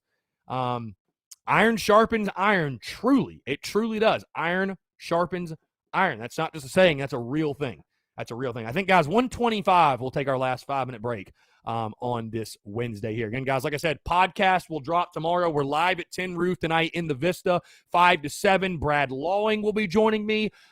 Really excited also. I think the second hour we'll spend the majority of the time taking your questions, your comments, your calls. Would love to have you guys interact for that as well. Also would love to have you actually come out to 10 Roof. If you're feeling up to it, come on out. Would love to have you.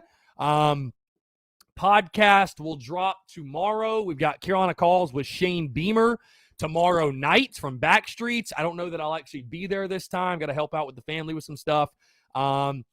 Friday, we've got our giveaway, by the way, with our friends at Dason and Shalabi Law Firm right here. We're giving away 2 tickets. We're giving away 2 tickets. We're giving away 2 tickets to South Carolina season opener against Eastern Illinois. We'll pick the winner of that giveaway at 5 o'clock. And then we are continuing our season simulation series on Friday at 7 as we watch the Gamecocks take on, I believe it's Texas A&M. Is that correct? Yeah, Texas A&M. Yep. Texas A&M is South Carolina. Our season simulation series sits at 4 and 3. So, got a lot going on. Got a lot of stuff upcoming, and truly appreciate, guys, the love and support. Thank you so much. Let's see. We have a text here on the text line from Robbie Davis. What's up, Chris? Hope you're doing well on this Wednesday. Like I've said before, I don't give a crud who the starting quarterback is. The best quarterback's going to start next week. End of story. And I think I feel a Harris fan because his rant, a Phil Harris fan. His rant was absolutely on point and hilarious. Go Gamecocks, your friend, Robbie Davis. Phil, looks like you just picked up a new fan, my friend. Yeah, no, great stuff. No, Phil's rant was legendary. Absolutely legendary. Jonathan Lee, what was your score predicted for the Gamecocks week 1 game? So my score in the preseason was 41-7. I will drop next Friday, right? We'll be in game week. I will drop next Friday an official, like the Friday podcast next week. We're going back to daily podcasts. We're going back to 5 podcasts per week. My podcast next Friday, will be my prediction show. It'll be the prediction show. So I'll give a full prediction. We'll do that each and every single Friday. So I'll be honest with you, I'm not sure how much that score is going to change. If Zeb Nolan's named QB1, it could change a little bit, but I feel pretty confident it's going to be a fun night for the Garnet and Black. Also, what would you say for the Georgia-Clemson game? Hope there's an ass one. I think Georgia is going to smack Clemson. And it's not even any bias. I really think Georgia's a legit team this year. I really think Georgia's a legit team this year. I've got them winning the SEC and winning the national title. So I think they take care of business. Austin Morris, who do you think takes the wide receiver 1 role? I have Amarian Brown right now. And Amarian Brown, somebody asked about him. Kane Moore says Amarian Brown is back, right? Seen he has some media availability yesterday. I really think he'd be a good go-to guy. He has good experience. Yes. Amarian Brown is back. He is practicing. I think he'd be a great option for wide receiver one as a guy that can take the top off the defense, that can stretch the field, that can provide a big-time playmaker on the outside. But until we see, I mean, who knows? Who knows? Until we see, who knows? Tyler Noel says, I think Dak Joyner is going to be wide receiver one. I mean, maybe. At this point, they, you know, that's been the interesting thing too. I don't think they've really said anything like, or they've addressed like who the number one receiver is. Like I'm hoping Shane Beamer, whether it's at Carolina calls or he says Tuesday next week, I'd like Shane Beamer to say like, hey, who are your leading receivers right now? Who's, you know, and you have to think too, I wonder, will there be a depth chart dropped? You'd have to think there's going to be a depth chart dropped ahead of next weekend's game. I think there most likely will be. So again, guys, going to go ahead and take our 5-minute break. Like I said, the last break of the Daily Crow today here on this Wednesday, August the 25th. Taking your questions, your comments, your calls as well. 843-790-3377. That's 843-790-3377, guys. Appreciate you all tuning in. We'll be right back. You're tuned in to the Daily Crow.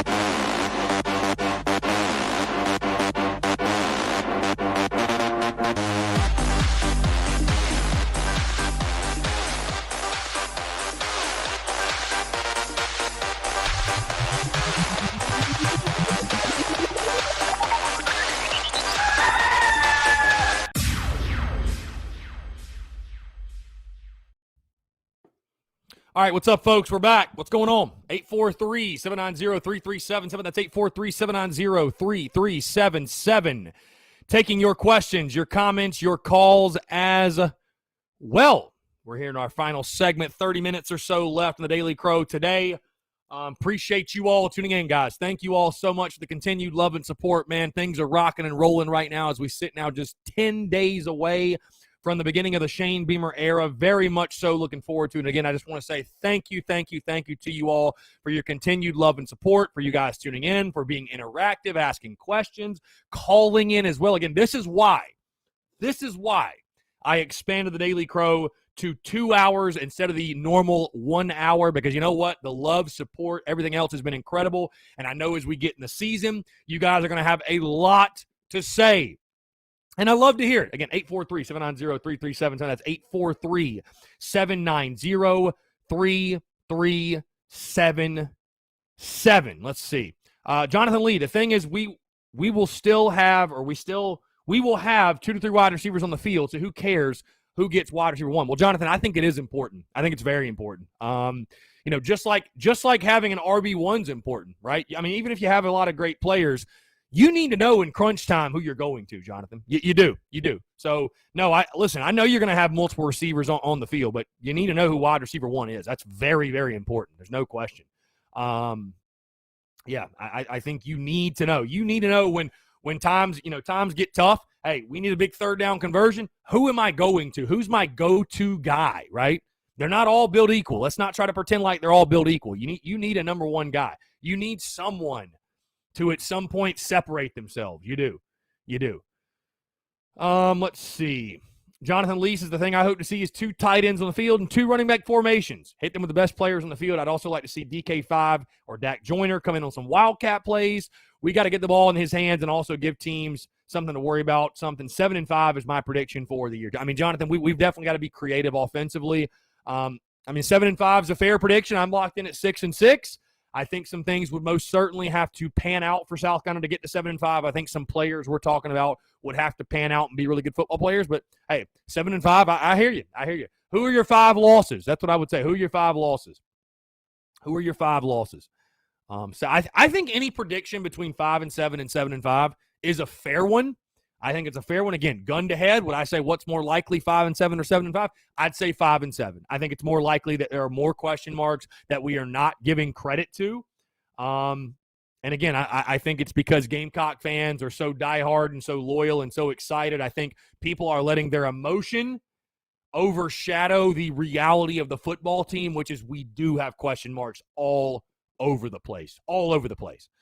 Kane Moore, appreciate you, Kane. Thank you so much for tuning in. Thank you. Appreciate it. Again, guys, 843-790-3377. Also, if you're in the Big Cock Club, head over to TDC Questions in the Big Cock Club Discord to be sure your questions are answered. We got 25 minutes left here on a Wednesday, August the 25th, 2021. Like I said, guys, quick reminder, we're live tonight from Tin Roof, 5 to 7. Like I told you guys, our Wednesdays are about to be crazy. From recording the Thursday show to any interviews we might have to the Daily Crow to Tin Roof. I'll be honest with you guys, I felt like this after last week, and it's crazy because you might not believe it, but I was like, man, I'm talked out. I'm done. I don't want to talk anymore. But no, we love it. It's an incredible time, and it's a blessing, and I appreciate you all. Let's see. Travis says, let's go down memory lane for a minute. The late Kenny McKinley was such a clutch wide receiver for us, such a great Gamecock. He really was. Yeah, Kenny was awesome, man. It's always great to remember Kenny McKinley, and one of the all-time greats ever at South Carolina to do it. He's one of the all-time greats for sure, and who can forget the great Kenny McKinley? No doubt. So again, guys, 843-790-3377, taking your questions, comments, calls, 843-790-3377. Doc Graybeard says, love it. When we beat Clemson next, it will be glorious. It helps to have such a successful program in the state. South Carolina has some great football and elite players. Yeah, when South Carolina beats Clemson, whenever that might be, I'm going to be an insufferable human being. That's for sure. For those folks in the upstate, I'm going to be an insufferable human being. I'm just telling you right now. So, let's see. Again, guys, like I said, Clayton White and Marcus Satterfield spoke to the media a little bit earlier. I will have their comments up on social media here shortly. So, just in case you're wondering, Marcus Satterfield did not say anything really new about the quarterback battle. Says they're just still going through it, and that's kind of that. So who knows? Maybe Shane Beamer tomorrow night at Carolina Calls will let us know. I have no idea at this point. I have no clue. You'd have to think they're going to have an announcement by Friday. You'd have to think so. Right? You got to pick a quarterback at some point. You got to pick a guy at some point. So, I don't know if I guess you could. Go into week one with the mystery, I guess. I don't know.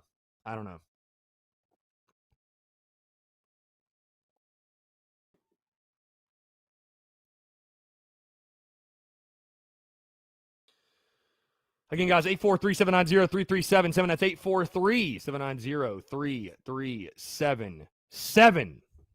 Let's see.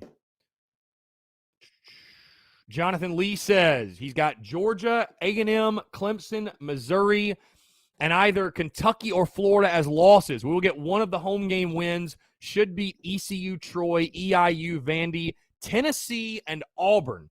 Auburn has Murder's Row and might be the living dead at the end of the year. You're very confident in those six. Those six, like you're labeling those as like for sure wins. I mean, dude, I think Tennessee's a toss-up. I've picked it as a W, but at their place, I mean, when is South going to ever go in there and had an easy game? I think Tennessee's here's where I'll tell you this. Here's where I think Gamecock fans are going a bit wrong. Not wrong, but just I think Gamecock fans, the number one reason you're seeing fans just say, oh, Chris, how can you say 6-6? We should win 7. We should win 8. People are, and what Gamecock fans must hate doing more than anything, what I've noticed, Gamecock fans don't want to give any credit to Tennessee, Missouri, or Kentucky. Just none. Absolutely none. I mean, you guys act like beating those teams is just going to be a piece of cake. Just no big deal. We're going to beat them. They're terrible. And it's just like, you got to wake up and realize this is not 2010. This is not 2011. This is not 2012. Kentucky doesn't suck anymore like they used to. Missouri doesn't suck anymore like they used to. Tennessee, I know they're not a great team or anything, but when is South going to ever go on the road to Knoxville? And like I said, it's been an easy game. So I think the problem is Carolina fans are just not giving credit to the quality of these football teams, unfortunately. That's just my opinion. So, let's see. Travis Ford got to get Dak in the backfield. Deception on the snap. Wheel routes. Yeah, I mean, dude, whatever you got to do to score points, man. Be creative, for sure. Jeff Sweat. Chris, in your opinion, would you run up the score or just sit on the ball? I'll tell you this, Jeff. I think you can run up the score by just running your offense. I think you continue to run your offense. I don't think you we'll see. I think Beamer would be smart to, really set off some fireworks, in his first game. And I don't want to say run up the score, but again, continue to run your offense. Don't be conservative just to do so. Score points, build confidence, build momentum. I mean, geez. Let's see. Kane Moore, with the fan base being so concerned about the starter, I'd start Casper September the 4th at this point. I get it's a big deal. We got to have faith in Shane and the OC. Yeah. Travis Ford says, we may not be better than ECU. Jonathan Lee, you said Tennessee was a barn burner. I didn't say it was easy, but come on. Listen, Jonathan, I picked South Carolina to beat Tennessee, and Tennessee is a dumpster fire. I agree. But would it shock me if Carolina lost to Tennessee? No. Would it shock you? It wouldn't shock me at all. I mean, it just, I hate to say that, man, but I mean, on the road, Neyland's been a house of horrors for South Carolina. It's never been an easy place to play. So, and guess what? Here's what I'd say too. I mean, Tennessee's not a good football team. They're a dumpster fire or whatever. We're not a great football team either, guys. Just call it. We're not a great football team. If we can be an average football team this year, that is a successful season for Shane Beamer. Jonathan Lee says, I did give credit to Missouri, Florida, and Kentucky. I just think at home we got a shot at either Florida or Kentucky. Hope to make one of those games. I'll tell you this. The swing games are these. And again, I label these games as wins, toss-ups, and losses. I might need to repost this graphic. I actually might need to repost this graphic maybe this weekend or something. But, I labeled the toss-ups as Tennessee, Missouri, Auburn, and Kentucky, right? I labeled Florida in a swing game as well, but realistically, man, I think Florida's still Florida. They have talent. I think it'll be a good game, but Florida's just got too much talent for you, I think, at this point. So those 4 swing games, though, again, Tennessee, Kentucky, Missouri, and Auburn. I just think it's unrealistic to think South Carolina goes better than 2-2 in those 4. I just think it is. I just think it is. But again, I'm not like, again, Jonathan, like I said, 7-5 is a realistic prediction. I don't think you're crazy for picking 7-5. I'm just saying that me personally, I think better than 2-2 in those swing games is, I don't know. It's tough to see for me. Tyler Noel, I realistically think 7-5 is attainable as long as Luke is healthy. EIU, Troy, ECU, Tennessee, Vandy, Auburn, and Kentucky are my 7.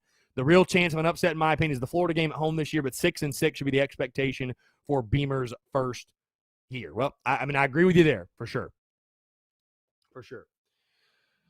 Jonathan Lee, we have better players than ECU. We recruit better, should be able to get that win. And yes, Tennessee winning would be a shock, but what if we beat Kentucky and Florida and lose to Tennessee, still get to 7-5?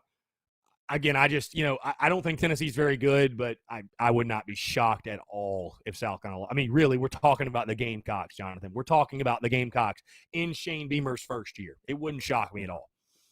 I've picked Kentucky as a loss. Everybody's so confident we're going to beat Kentucky. I've picked that one as a loss. And guys, I'm going to tell you this. Like, for example, I know you guys don't really care. You don't care what Vegas thinks. So we talk about lines and spreads and all that good stuff on this show. You realize Kentucky's going to be favored over South Carolina. Like, they're going to be favored at your stadium. So there are a lot of people that think Kentucky is like an 8-win team this year. You do realize that, correct? So, Travis Ford says this season could be as bad as 3-9 or 6-6. At 6-6, give Beamer a long-term deal. Sean O'Brien, Beamer and Satterfield will hopefully just play the offense in a manner we find our tempo and build confidence before ECU. The score will take care of itself. Jonathan Lee, okay, we'll give you that. 6-6 or 7-5. I'm happy with this team this year. Yeah, dude, I'm 6-6. I'm happy. Anything beyond that, gravy, pure gravy. So, Kane Moore says, if you look at the game-ending scores from last season, I really feel like we have the potential to hang with these teams. Dude, I think we can hang with teams, too. Can we beat teams? That's the question. Can we beat teams? But, again, it's why I've said ECU, in my opinion, is the biggest game, the most pivotal game for South Carolina's 2021 football season. That's why I've said that. Because, again, some of you may scoff at that. Some of you may scoff at that and say, oh, it's ECU. We have so much more talented, or we have so much more talent. We're so much better. But I'm just saying, I'm not saying that South Carolina doesn't recruit better than East Carolina. Obviously they do. Obviously. I think South Carolina certainly has more talent than ECU. But on the road, week 2 of the Shane Beamer era, a lot of question marks, a lot of moving pieces. We're not sure how things are going to pan out. I think at the skill positions on offense, ECU can give this secondary some trouble if the pass rush is not good that day. That game will be determined on the line of scrimmage. Can you run the football all over them like you should be able to do, and can you get after Holt-Nailers? They've got a very capable quarterback. They've got a capable offense. I'm just saying, you should win. I've picked it as a win. But, hey, you can lose to Kentucky, Tennessee, Mizzou, Auburn, Florida, any of those teams. You can lose to any of them and still get to 6-6, which is the goal. If you lose to ECU, all of a sudden you're staring a 1-3 start right in the face with Troy coming to town, and God knows what'll happen.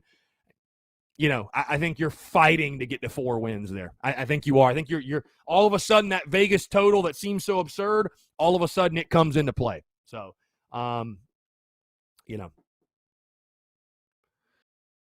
let's see. Jonathan Lee, yes, UK will be favored to win, but at home, anything can happen. Heck, it's talking season. Let's go. Yeah, I'm ready for kickoff, man, because at this point, we're we're reiterating the same points over and over and over. Like, I'm ready to spot the damn ball. I'm ready to see these questions answered because we have so many questions to answer. You know, we have so many questions. And the only way we're going to get answers is on the field. It's the only way we're going to get answers on the field. So, let's see. Jonathan Lee, we'll see how they look the first 3 games of the year. Easy game, harder than one of the hardest games. So 2-1, we should be okay. Tyler Knoll, the ECU game screams trap game. A noon kickoff on the road. First road trip in the Beamer era could be trouble if we don't run the ball down their throats. I agree with you, Tyler. Hey, Doc Graybeard. Doc Graybeard says, have 2 on me this time. Get to the upstate and I'll buy you 1 in person. Doc with the super chat. Thank you so much, Doc. Appreciate you, sir. And like I said, I'm actually looking forward to, very much so, getting up to Greenville, hanging out with some upstate Gamecocks. Going to be a really, really, really good time. So, again, Doc, thank you for the super chat, my friend. Thank you. Yeah, if you guys, there it is. If you guys want to support the channel, support the content, support everything we do, and you're on YouTube, you can do so through super chat, super stickers, all that good stuff. Again, Doc Graybeard. Thank you, sir. Thank you. Yeah, like I said, I'm really excited, watching the games, of course, from Carolina Ale House. Really excited to get up to that Greenville location. I'll let you guys know when we lock that in officially, but really, really looking forward to that. Matt Navala says Cox 12-0. Hey, from your lips to God's ears, my friend. Why not? Jimmy says, I agree. Hope we don't sleep on ECU. That game could be a trap because we're overlooking to Georgia. Jimmy, I tell you this, man, if we are overlooking anyone, we have more issues than I thought. This is not a team that should be overlooking anybody. Anybody. So, nope. Jonathan Lee says, Chris, come to Anderson, slap in the face of them Clemsuck folks, and that would be badass to come see you live at either Hooters or Wild Wings. No, Jonathan, I'll be at Carolina Ale House. We've officially got a deal signed with Carolina Ale House throughout the 2021 football season for the road games. We'll be doing watch parties. I'll be doing, live pregame, postgame shows, all that good stuff. Carolina Ale House, one of their 2 locations in Greenville. We'll be doing it up there. So definitely come on out. I'll let you guys know when that's official, but definitely come on out, man. Going to be a really, really good time. So, again, guys, 843-790-3377. That's 843-790-3377. Taking your questions, comments, calls as well. Really, really good stuff here on a Wednesday. Woo! Yeah. Boy, I'd be in a real bad spot if, my voice ever went out or something. I don't think that ever will happen, but, really good stuff, man. I appreciate y'all, seriously. I appreciate the love and support, man. It's crazy to – you look at my calendar right now and just the positive momentum and the way things are rocking and rolling right now with business, and it's really, really cool. It's just really cool, man. All the opportunities that we are getting. To spread the good word of the Gamecocks and to create content, all the live shows, live events. I was literally thinking yesterday or 2 days ago, just how much different right now looks than this same exact time a year ago. You know what I mean? The amount of live events we're doing and the momentum we've built going into football season. You guys have been there each and every single step of the way, rocking and rolling throughout the preseason. We started the Daily Crow damn near a year to the date. It's wild how far this thing has come. So again, I truly appreciate you guys. Truly appreciate you guys' love and support, man. I really do. I really do. So I can't say enough good things. I'm eternally grateful for you guys rocking what we do, because without you guys, none of this would be possible. None of this would be happening. Wouldn't have the opportunities we have, and the Spurs Up show wouldn't be what it is, what it's becoming. The Big Cock Club wouldn't be what it is, what it's becoming. So again, thank you guys. By the way, you can still join the Big Cock Club, patreon.com/Big Cock Club. So you can still join. Let's see. Kane Moore, let's talk coaches for a second. I'm thinking Torian Gray could turn this secondary around. Look at all the schools he's coached at. I think this is the best DB coach we've had since the Spur era. Yeah, I like Torian Gray a lot. I like him a lot. I'll tell you this, and I'll say the same thing about Justin Stepp, Torian Gray, Shane Beamer. These are coaches. These are not miracle workers. So I think there are a lot of positions on this football team. The only way you're going to flip the position is to go recruit big-time players. It's just it, man. You can only do so much with the limited bodies you have. Jonathan Lee, what all games are you going to this year? Every single home game. We will have a tailgate, live pregame show, and I'll be in the stadium for every home game.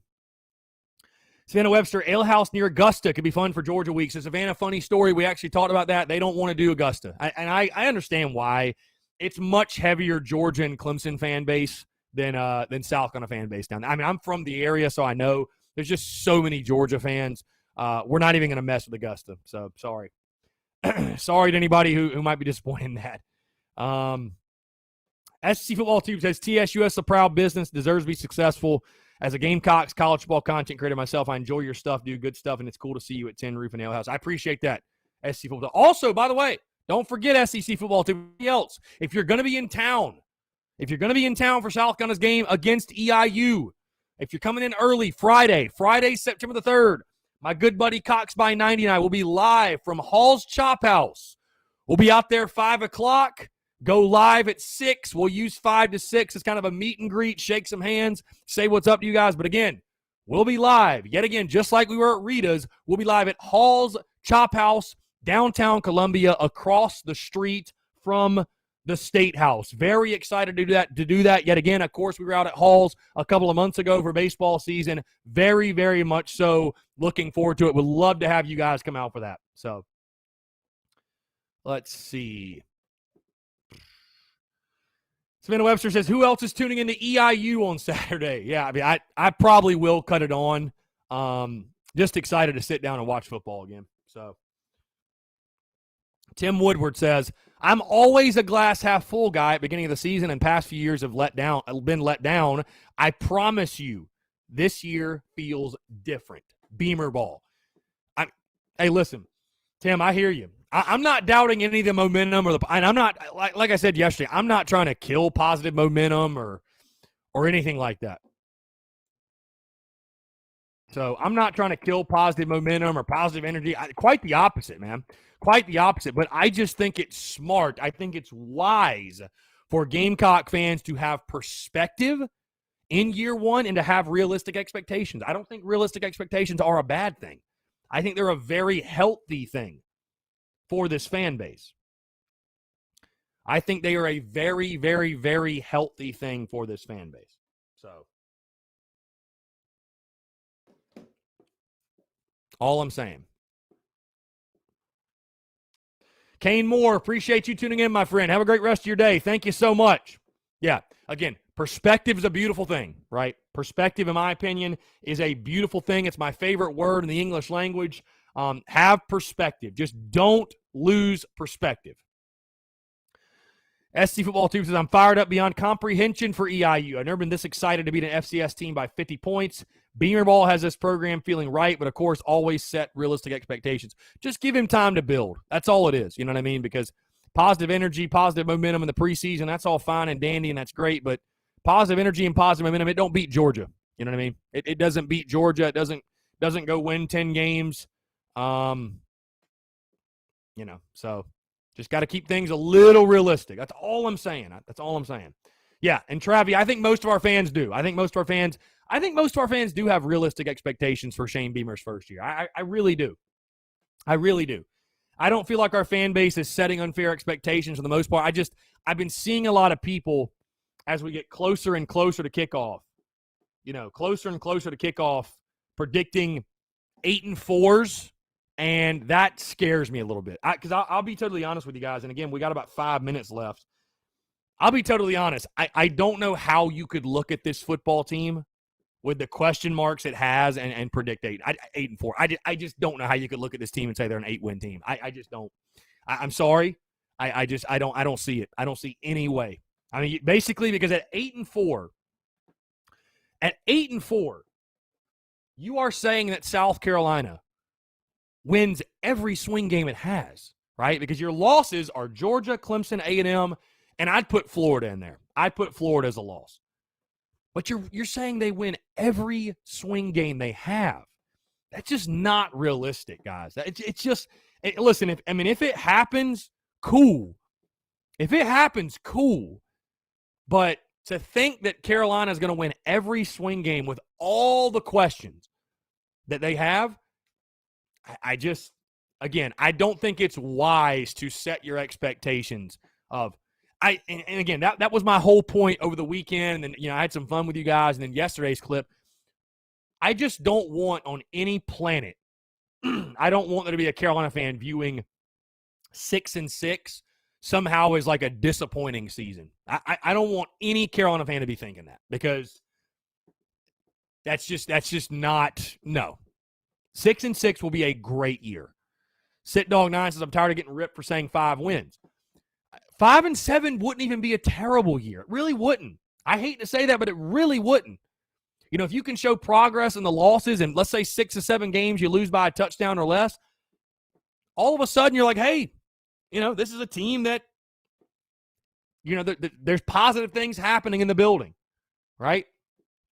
So I think for fans, I would say, it's tougher to say this as we're so close to kickoff, but realistically, the record's kind of secondary this year. I really just want to see Shane Beamer begin to lay the foundation, establish the culture. I want to see a team that's coached the right way, a well-coached football team, plays the game the right way. Once you have that all figured out, then you can start worrying about, okay, now let's go get some big-time ball players that fit into our program.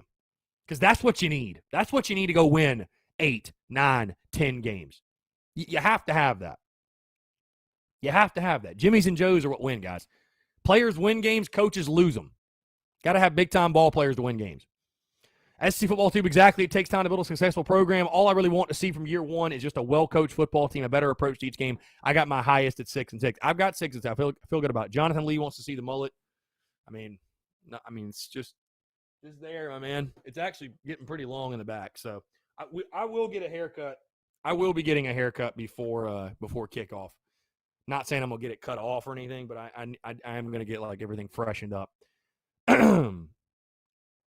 SC Football Tube 8-4 is a big time reach. I think that's where we need to pump the brakes. Realistically, we should be happy with 6-6. That's way more reasonable than 8-4. 6-6 in a bowl win would be a good start. Sean O'Brien, there will be casual coach fans who have no clue what they're talking about, bitching about a 6-6 season, saying, "Here we go again." Those are the dudes who never finish games. Doc Graybeard, 6 wins, doubles the expected Vegas win total, and they get paid to be right.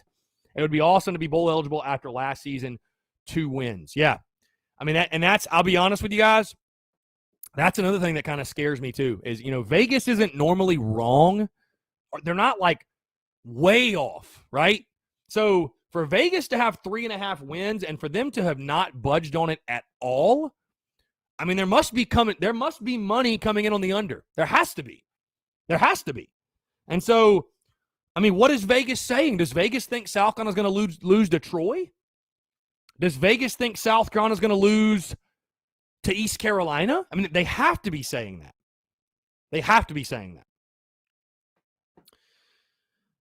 Let's see. Jimmy, is Beamer ready for the SEC limelight? He already seems a little stressed, in my opinion. I don't really see that at all. It's certainly been an eventful fall camp for him. I don't think he's stressed, though. Matt Navala says, I'll just be happy with not trying 55-plus yard field goals down 3 touchdowns in the fourth quarter. Amen, Matt. Amen. Travis, 6 wins will be a very healthy start. SC Football Tube, I want to tell myself 4-8 won't happen, but realistically, I can't say it won't. Kelly says, Beamer's great at recruiting. Feel good about him. Welcome to USC. We love you. We do love you, Coach Beamer. We love you. That's a good note to end it on, Kelly. We love Coach Beamer. We love kind of football. And I love you guys for tuning in to Daily Crow again each and every single day. Last question. What are your game day rituals? Nothing that really stands out. Nothing that really stands out as far as game day rituals. Yeah, I mix it up when it comes to outfits and, trying to rock all the merch and everything, but I really don't have any. If I'm not playing on the field, I don't really have any game day rituals. God, does that make me a bad fan? I don't know. I don't think I have anything really that like stands out that I do every single game day. I don't know. I show up. I'll tell you this. I show up early, and I'm loud as hell. That's my game day ritual. All right, we're going to go ahead and close it out, guys. Appreciate you all tuning in. Like I said, we're live each and every single Monday through Friday, noon to 2. Appreciate you guys. Thank you all so much, guys. Like I said, be sure to come on out to Tin Roof live tonight, 5 to 7. Also, if you can't make it, we'll be streaming it live right here, 5 to 7. Brad Lawing joining me. Always a phenomenal conversation talking to Coach Lawing. So we've got that going on. Of course, the podcast will drop tomorrow. And content bleeding out the eyeballs. You guys know the drill. Again, guys, thank you all so much for tuning in. Have a great rest of your Wednesday. We'll see you tonight out at Tin Roof in the Vista.